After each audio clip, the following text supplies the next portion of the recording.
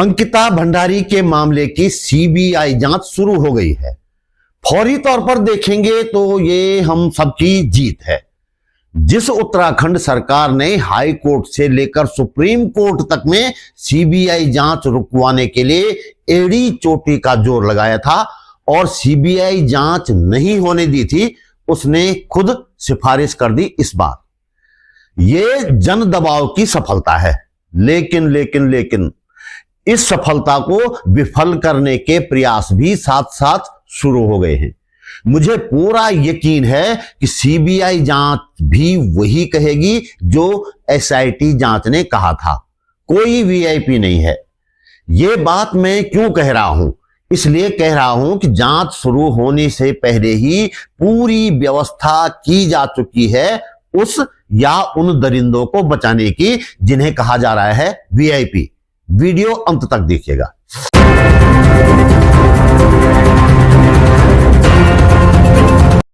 नमस्कार, बात बोलेगी चैनल पर आपका स्वागत। मेरा नाम है त्रिलोचन भट्ट और मैं करता हूं जन सरोकारों की बात बोलेगी बिना संसाधनों के चलाया जा रहा है और इसलिए चलाया जा रहा है ताकि सरकारी और प्रायोजित खबरों के इस दौर में सच्चाई का एक छोटा सा अंश ही सही आप लोगों तक पहुंचाया जा सके। हमें आपके आर्थिक सहयोग की जरूरत है। मैं क्यों कह रहा हूं कि सीबीआई जांच का नतीजा भी वही आएगा जो एसआईटी जांच का आया था। जांच शुरू होने से पहले ही जो कुछ हुआ उससे आपको नहीं लगता कि ये वीआईपी कोई ज्यादा ही बड़े किस्म का या किस्म के आदमी है? हो सकता है जो नाम लिए जा रहे हैं उनसे भी ज्यादा बड़े हों। यदि ऐसा नहीं होता, यदि वीआईपी को हर हाल में बचाने का दबाव नहीं होता, तो ऐसा ड्रामा क्यों किया जाता जो किया जा रहा है? सरकार ने 2 महत्वपूर्ण बचाव कार्य जांच शुरू होने से पहले ही कर दिए हैं ताकि उन दरिंदों को बचा लिया जाए जिन्हें वीआईपी कहा जा रहा है। पहला काम तो सरकार ने यह किया कि साधारण सीबीआई जांच की सिफारिश की।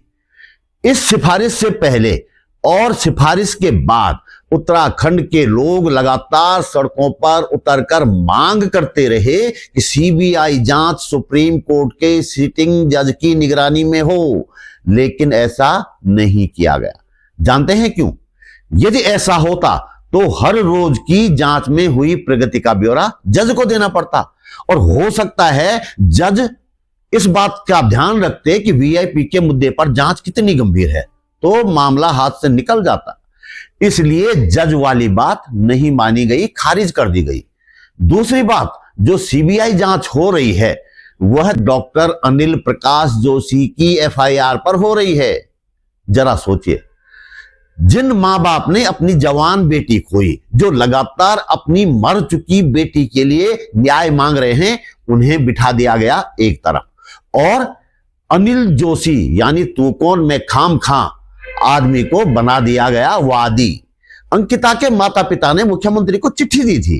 कायदे से उसी चिट्ठी के आधार पर एफआईआर दर्ज करवाकर जांच करवाई जानी चाहिए थी, लेकिन नहीं।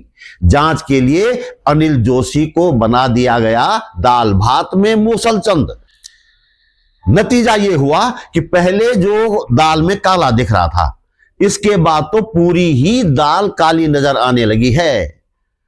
अनिल जोशी की एफआईआर से जांच पर क्या असर पड़ने वाला है, इससे पहले यह जानना जरूरी है कि सरकार ने इन्हें एफआईआर के लिए क्यों चुना होगा। ध्यान से सुनिए। अनिल प्रकाश जोशी खुद को पर्यावरणविद कहते हैं। जो एफआईआर इन्होंने अंकिता के मामले में दर्ज करवाई है उसमें भी इन्होंने खुद को खुद ही पर्यावरणविद कहा है। इनके कुछ चेले चपाटे भी इनको पर्यावरणविद मानते हैं और सरकार तो मानती ही है साहब। सरकार ने पर्यावरण के लिए इन्हें पहले पद्मश्री और फिर पद्म भूषण से सम्मानित किया है, लेकिन पर्यावरण के लिए इनका योगदान क्या है यह न इनको पता है, न इनके चेले चपाटों को पता है और न सरकार को। आम लोगों को तो खैर क्या ही पता होना है। डॉक्टर अनिल जोशी पर्यावरणविद तो पता नहीं कैसे हैं, लेकिन अपने एनजीओ के लिए ये प्रोजेक्ट खींचने के मामले में बड़े ही माहिर, बड़े ही उस्ताद माने जाते हैं। एक बार इन्होंने दावा किया कि ये बद्रीनाथ रोड का जो नासूर बन चुका था, आज भी नासूर है, सिरोबगढ़ स्लाइडिंग जोन, उसका ट्रीटमेंट रामबांस से कर सकते हैं। रामबांस एक पौधे और पेड़ के बीच की वनस्पति है, आप जानते ही होंगे। इसके लिए इन्हें मोटा पैसा मिला। जहां तक मुझे याद है 1988 की बात है, इन्होंने सिरोबगढ़ स्लाइडिंग जोन पर रामबांस लगा दिए। शायद टीन के कनस्तरों में लगाए थे। इनका सौभाग्य देखिए कि उस साल अवर्षण की स्थिति रही, यानी कि पूरे बरसात के सीजन में उस इलाके में बारिश ही नहीं हुई और इन्होंने अपनी वाहवाही करवा दी कि इनका प्रयोग सफल रहा है। सिरोबगढ़ इस साल नहीं टूटा। आगे के सालों में बारिश हुई तो इनका जो रामबांस था उसके अवशेष भी नहीं मिले। पद्मश्री, पद्म भूषण से सम्मानित पर्यावरणविद डॉक्टर अनिल प्रकाश जोशी एक और प्रोजेक्ट लाए। इन्होंने कहा कि घराट से बिजली बनाएंगे। इसके लिए फिर मोटा पैसा मिला, लेकिन एक भी घराट पर एक भी दिन एक भी बल्ब इनके प्रोजेक्ट के तहत नहीं जल पाया। ये पैसा भी हो गया खत्म। फिर इन्होंने कहा कि जिस लेंटेना झाड़ी को खराब कहा जाता है वो तो बहुत ही अच्छी है, हम उससे फर्नीचर बनाएंगे वाल। और फर्नीचर के एक दो पीस शायद इन्होंने बनाए भी, लेकिन लेंटेना कहां ठहरने वाला था। फर्नीचर के जो पीस बनाए होंगे वो एक दो दिन में ही टूट गए। प्रोजेक्ट हो गया खत्म और प्रोजेक्ट के लिए जो पैसा आया था वो भी हो गया हजम। ये है अनिल प्रकाश जोशी। इन पर हाल ही में एक आरोप और लगा है कि इन्होंने वन विभाग की भूमि पर कब्जा कर रखा है। पिछले दिनों वन विभाग के अधिकारी उस जमीन की जांच करने के लिए पहुंचे, लेकिन इनकी सरकार में कितनी पहुंच है इसका अंदाजा लगाइए कि जमीन की पैमाइश करने वाला जो पटवारी है उस जांच में वन विभाग के अधिकारियों के जांच में नहीं पहुंचा और जांच हो गई टाई टाई फिस। ये कहानियां मैंने इसलिए सुनाई कि सरकार के पास सारी कुंडली है इनकी, इसलिए इनसे एफआईआर करवाई गई ताकि सरकार जब चाहे उस एफआईआर पर हुई जांच पर इनसे संतोष व्यक्त करवाया जा सके या फिर एफआईआर ही वापस लेने के लिए कहा जा सके। मना नहीं कर पाएंगे क्योंकि पूंछ कई जगह फंसी पड़ी है इनकी। इस मामले में जो कंप्लेंट है जिसके आधार पर एफआईआर या जांच की बात कही जा रही है वो गवर्नमेंट स्पॉन्सर्ड कंप्लेंट।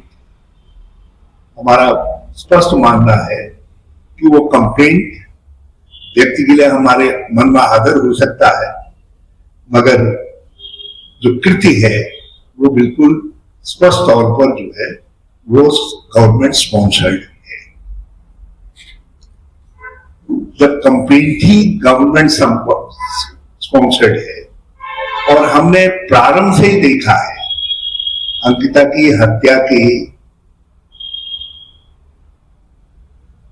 तत्काल बाद से जिस तरीके से एफआईआर दर्ज करने में पहले उनके माँ बाप की कंप्लेंट लेने में रेवेन्यू पुलिस ने कोताही की, फिर जन दबाव में जो है पुलिस ने रजिस्टर्ड किया, फिर उसके बॉडी को रिट्रीव करने में जो विलंब किया गया, पोस्टमार्टम में जिस तरीके से महिला डॉक्टर को नहीं रखा गया और उसके बाद रिजॉर्ट में जिस तरीके से साक्ष्य नष्ट किए गए एक के बाद एक जो है, चाहे सीसीटीवी कैमरे तोड़े गए हों, चाहे बुलडोजर चलाया गया हो, चाहे आग लगाई गई हो,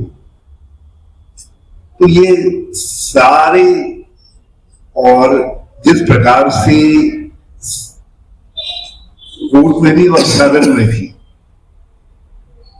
विधानसभा में भी वीआईपी को बचाने की नग्न चेष्टा हुई। उस समय के तत्कालीन संसदीय मंत्री ने कहा कि वीआईपी।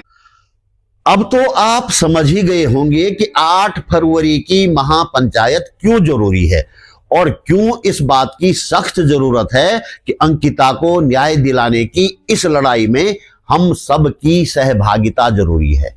यदि 8 फरवरी की महापंचायत में हम लोग ज्यादा से ज्यादा संख्या में पहुंचते हैं तो इस मामले से अनिल जोशी को अलग करने के साथ ही ये जांच जज की निगरानी में करवाने की मांग को बल मिलेगा और देर सवेर सरकार को ये मांग माननी भी पड़ सकती है। अब जरा कुछ तथ्यों पर ध्यान दीजिए और समझिए कि अंकिता के मामले में सरकार कहां-कहां और किस किस तरह से घालमेल करती रही और कर रही है। पहली बात, अंकिता की हत्या के बाद मुख्यमंत्री ने रिजॉर्ट तोड़ने के आदेश क्यों दिए और सबूत नष्ट क्यों करवाए? वीआईपी को स्पेशल सर्विस देने की बात एसआईटी की जांच में भी आई और कोर्ट के फैसले में भी।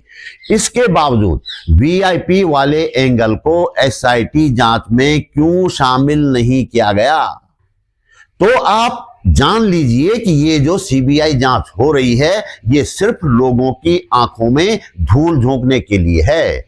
फर्क इतना है कि वीआईपी कहे जा रहे हैं दरिंदों को अब तक तो राज्य की सरकार बचा रही थी, उसकी एसआईटी बचा रही थी और अब केंद्र सरकार बचाएगी क्योंकि सीबीआई केंद्र सरकार के गृह मंत्रालय के अंडर में काम करती है।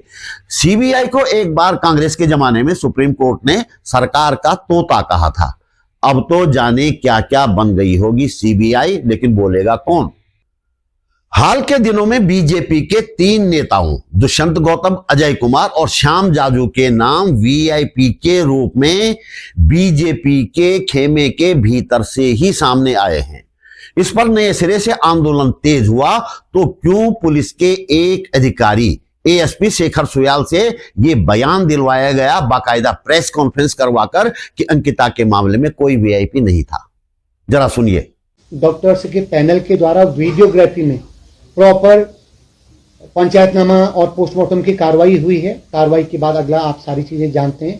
तो इस दौरान हमने पब्लिक डोमेन में लगातार इस बात की अपील करी है कि आप किसी के पास भी इस केस से रिलेटेड जो एविडेंसेज हैं, क्योंकि एसआईटी काम कर रही है, एसआईटी के बाद उस पूरे केस को इस्टेब्लिश करने का जो सबसे बड़ा विटनेस है वो हमारी मृतका का मित्र है, जिसकी जो आपस में कन्वर्जेशन होता है, कन्वर्जेशन और उसके बाद जो 18 तारीख के बाद की जो सर्कमस्टेंशियल चीजें उनके द्वारा क्रिएट की गई। तो इन सारी चीजों में हमारी इन्वेस्टिगेशन आगे जारी रही।